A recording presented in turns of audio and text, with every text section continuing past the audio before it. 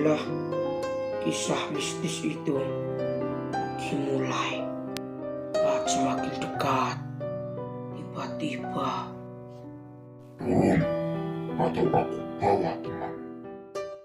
Assalamualaikum warahmatullahi wabarakatuh. Dimanapun teman-teman berada, semoga selalu dalam keadaan yang berbahagia. Mengawali perjumpaan pertama ini, aku akan membawakan satu kisah mistis di Gunung Arjuna yang dialami oleh si Jalang. Berhubung namanya minta disamarkan, jadi kita sebut saja si Jalang.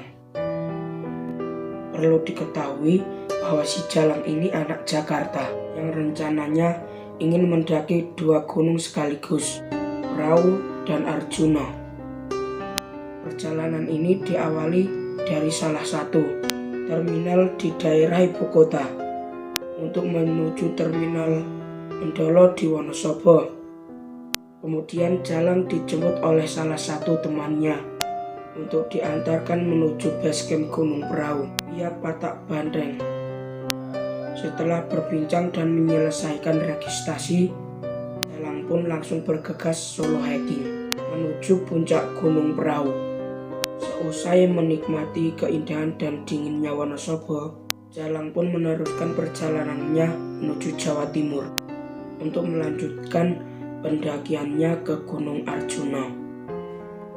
Dan disinilah kisah mistis itu dimulai.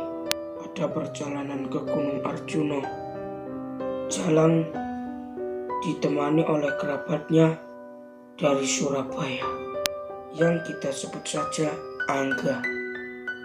Mereka berdua saling bertemu di basecamp Purwosari yang terkenal mistis di kalangan pendaki. Karena di sepanjang jalur ini, para pendaki disuguhkan oleh banyak dupa dan petilasan, peninggalan kerajaan Majapahit di masa lampau. Setelah simaksi dan segala perlengkapan telah siap, mereka berdua pun melanjutkan perjalanannya. Pada awalnya Jalang ini sama sekali tidak mengetahui tentang berbagai hal di jalur Purwosari ini. Oleh karena alasan tersebut, Jalang mengurungkan rencananya untuk solo hiking via Purwosari, yang pada akhirnya dia mengajak kerabatnya di Surabaya untuk menemani perjalanannya. Melihat jalur yang sakral dan penuh dengan dupa, dalam hatinya Jalang berkata, untung gak jadi solo hiking. Pada perjalanan dari basecamp sampai pos 5 memang belum terjadi apa-apa. Tapi setelah mendirikan tenda untuk berteduh dan tidur pada malam harinya, Jalang dimimpikan oleh satu kejadian seperti dilihatkan suatu pertanda. Dalam mimpinya, Jalang diperlihatkan oleh sesosok hitam besar.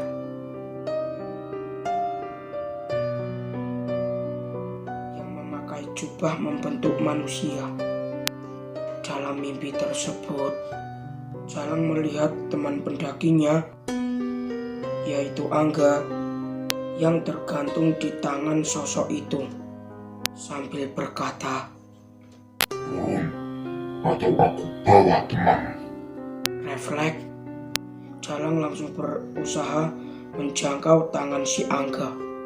Dan tiba-tiba Jalang pun terbangun dari mimpinya.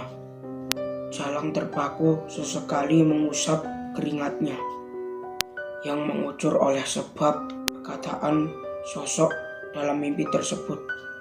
Jalang tengok kanan kiri dan mendapati temannya yang masih pulas. Kemudian Jalang berinisiatif keluar tenda dan berniat buang air kecil. Jalang beranjak keluar tenda, sesekali sorot-sorot ke arah pohon sekitar, dan tak terduga Jalang pun kaget keringat dingin mendapati sosok hitam ada dalam mimpi tersebut kini benar-benar ada di depannya dan menoleh ke arah si Jalang.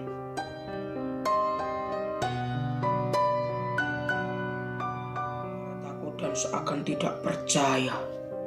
Tapi Jalang masih berpikir positif. Dalam hatinya berkata, mungkin halu kali. Baru juga bangun tidur. Kemudian karena penasaran, sesekali mengarahkan arah senternya ke sosok tersebut. Dekat, semakin dekat.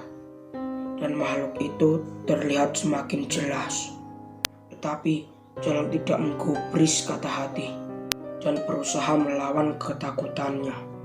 Kurang beberapa langkah dari sosok makhluk tersebut, tiba-tiba tangan Jalang ditarik dari belakang. Bang, lo mau kemana bang? Depan itu jurang. Jalang pun sadar dan mengusap matanya. Astagfirullah, astagfirullah. Ucapnya melihat langkah kakinya yang beberapa jengkal lagi menuju jurang.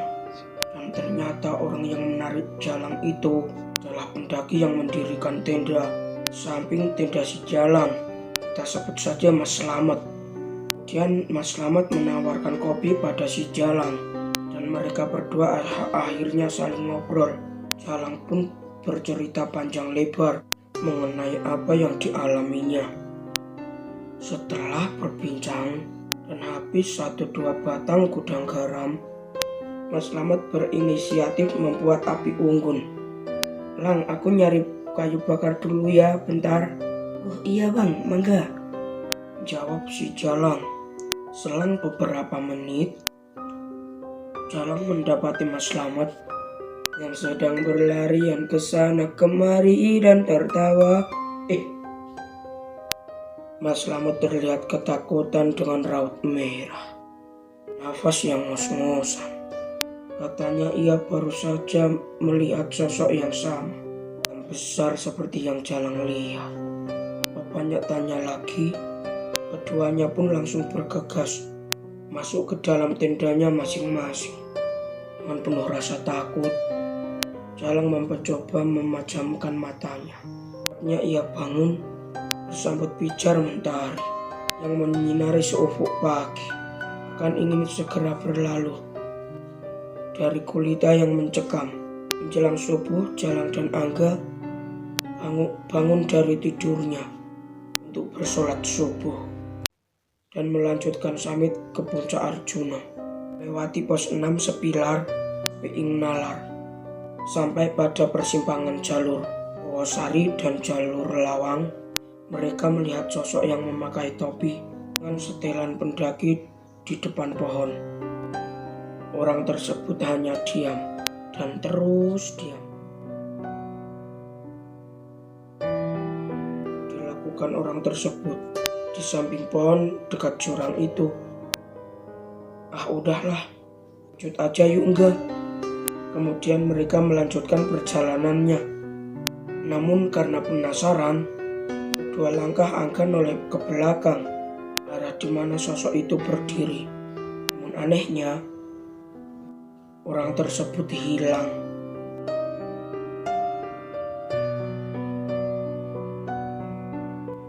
Bang, orang yang tadi lari kemana? Tanya Angga pada Jalang. Jalang pun noleh ke arah sosok tadi dan benar sudah tidak ada. Loh, kok cepet banget? Jalang, ya bang, jadi gak enak nih. Kemudian Jalang meminta Angga untuk melupakan hal tersebut dan fokus melanjutkan perjalanannya. Sampainya di puncak, mereka foto-foto dan menikmati pemandangan indah puncak Arjuna. Sesekali melupakan kejadian tak nalar yang mereka alami selama pendakian. Singkat cerita, mereka berdua turun Arjuna dan berpisah di basecamp Purwosari. Angga yang pamit pulang ke Surabaya dan Jalang melanjutkan perjalanannya ke Jakarta. Perjalanan, Jalang iseng-iseng buka HP dan melihat foto-foto dan video yang didapati selama pendakian di Arjuna. Jalang menemukan suatu video yang janggal. Jalang ini sempat mengabadikan momennya. Jalang mengambil video perjalanan menuju base camp. Terdapat suara samar, seperti suara raksasa.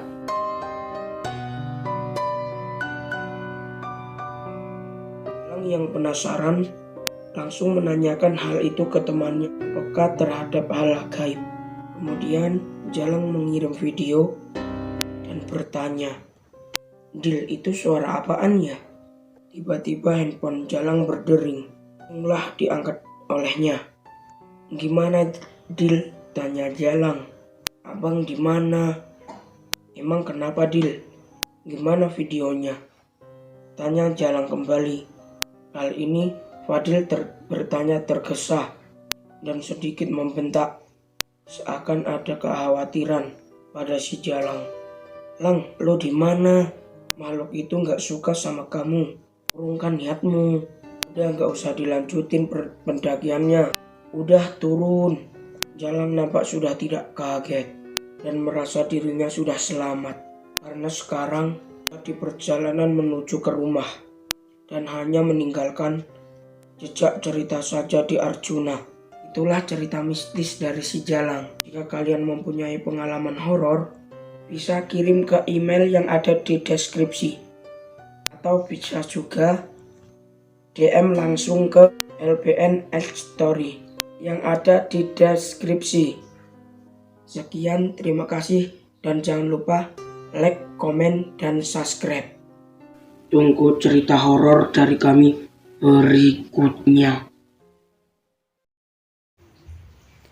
Jika kalian mempunyai pengalaman horor dan bersedia untuk kami ceritakan, silahkan bisa kirim langsung melalui DM atau kirim cerita kalian ke email yang ada di deskripsi. Terima kasih.